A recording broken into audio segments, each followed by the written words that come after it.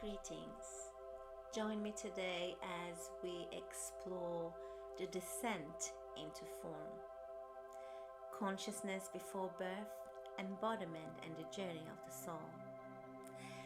Since my last transmission, The Inner Waters 3, Light, Tears, and the Fluid Body, a single question has continued to live quietly within me.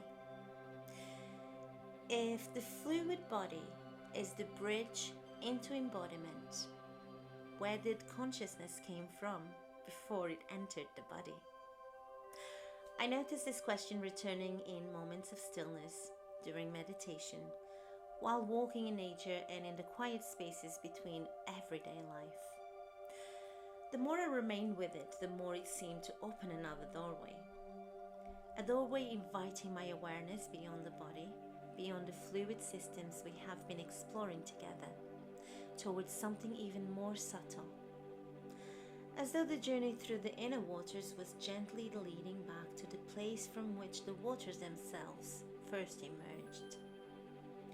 It was during this time that I felt deeply honored to take part in a live online circle with my beloved teacher, Anna Marta, founder of the Jade Circle.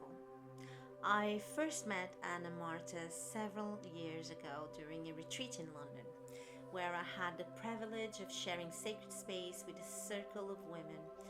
It was one of those rare gatherings where the heart naturally opens, where each woman reflects something beautiful back to the others, and where genuine sisterhood becomes a living experience. It remains one of those moments that quietly continues to shape my own path. Anna Marta devoted many years to preserving and embodying ancient feminine wisdom through Taoist inner alchemy, Qigong meditation, sacred breath work, and the Jade Woman tradition. She carries these teachings with humility, grace, and profound devotion, creating spaces where women are invited into a direct relationship with the wisdom already living within their bodies. Her work reminds us that remembering does not come through striving. It comes through presence, through breath and stillness, through the quiet willingness to just listen. During this particular live circle, we were guided through practices centered on the higher heart, the thymus, the connection between the throat and the lower energy centers, together with sacred breathing that gradually brought the whole body into a profound state of coherence. As the meditation deepened, something extraordinary began to unfold for me. The journey inward became a journey beyond. What follows is shared as a direct experience.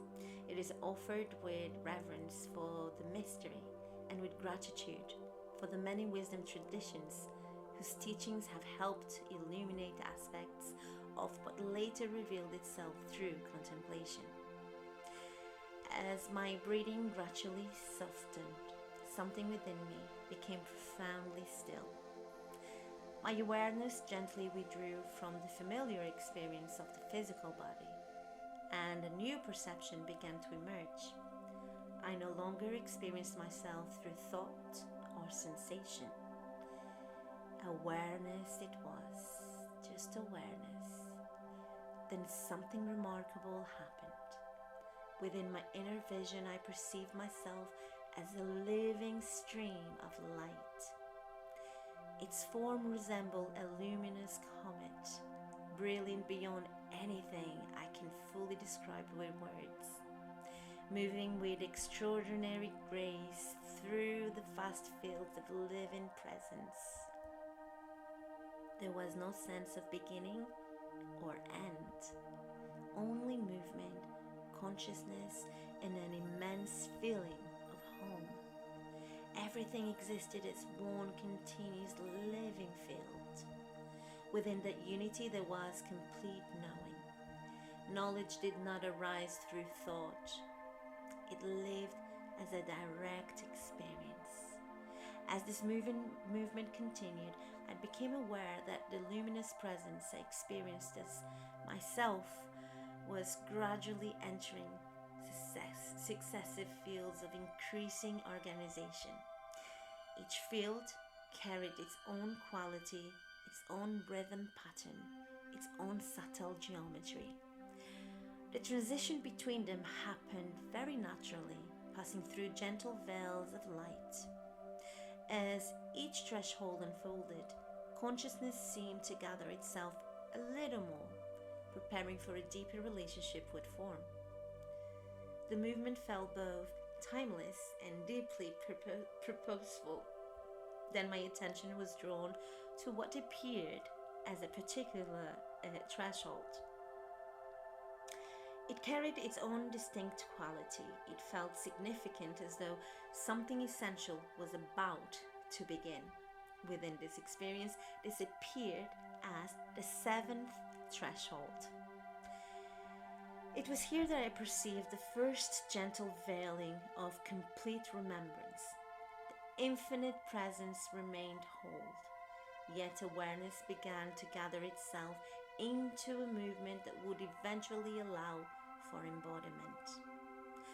The memory of absolute unity quietly rested within the depths of consciousness, while a new journey began to unfold through progressively denser fields of the experience. At that moment, something unexpectedly returned to my memory. The number 7. It arrived with a quiet familiarity, as though it had always been part of this story. I found myself remembering my pregnancy with my son. Throughout the early weeks, my body entered a rhythm I never really questioned. Every morning at 7 o'clock, every evening at 7 o'clock, for 7 consecutive days. Morning sickness arrived with remarkable precision. At the time, I accepted it as part of my pregnancy, but looking back, I recognize it as one of those moments life gently places before us, revealing its meaning only years later. During this meditation, the same number appeared again, this time as a living experience. Afterwards, I found myself reflecting upon the sacred significance of the number 7.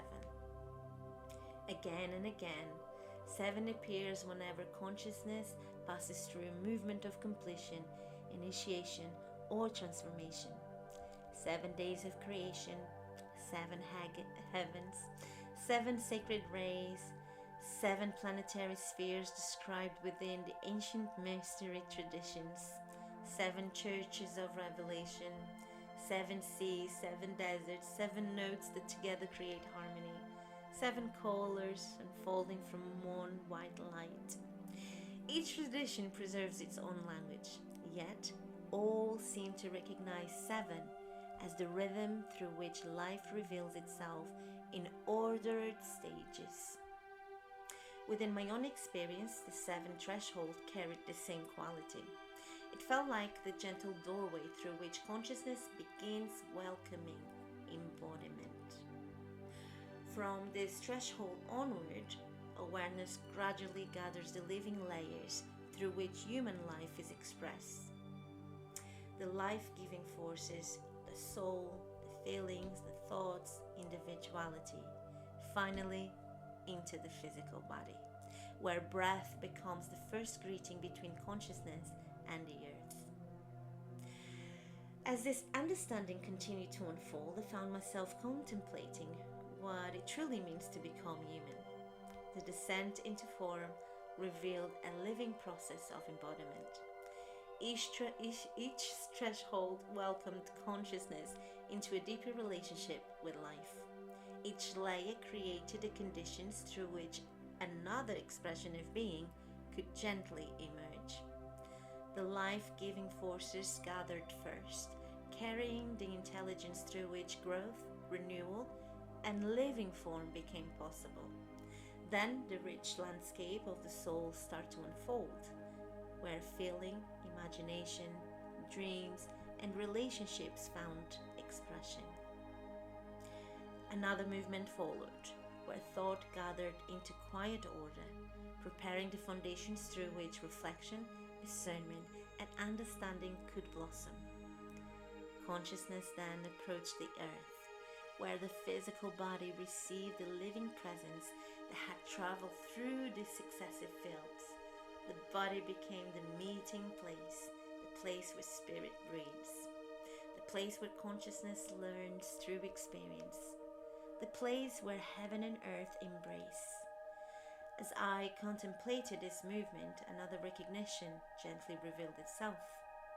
Birth is one sacred threshold within a much greater process of incarnation. The first breath opens a new relationship with the earth, while embodiment continues to unfold throughout childhood, adolescence, and into adulthood.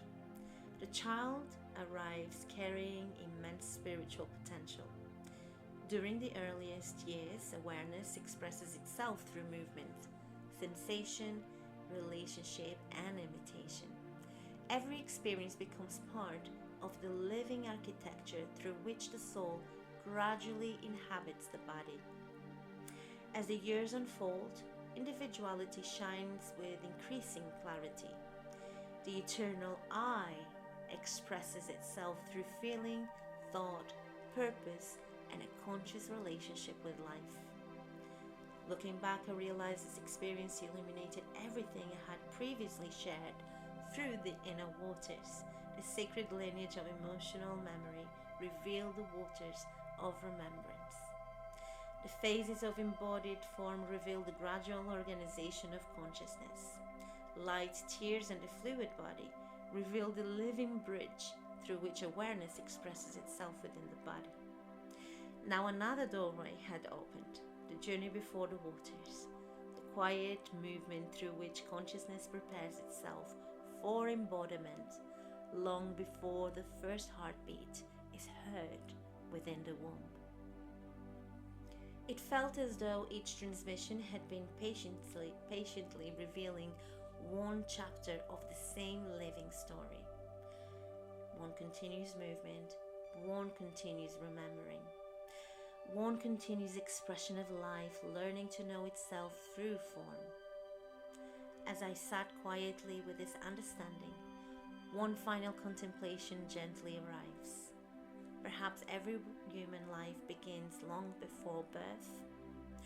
Perhaps every breath continues a journey that first began in light. Perhaps remembrance is consciousness, recognizing itself through the miracle of embodiment, discovering that spirit has always been present within every heartbeat, every breath, every tear, every moment of love. The more I contemplate this unfolding, the more I recognize embodiment as a sacred act of remembrance. Consciousness gathers itself into life. Life awakens to itself. The journey comes full circle. The light remembers itself through the human heart. I leave you now with these words from the Gospel of Thomas. If you bring forth what is within you, what you bring forth will save you. If you do not bring forth what is within you, what you do not bring forth will remain hidden. May these words find their own place within your heart, unfolding gently through your own experience in their own perfect time. Until we meet again, remain present and open to the quiet knowing that life is always revealing itself. And so it is.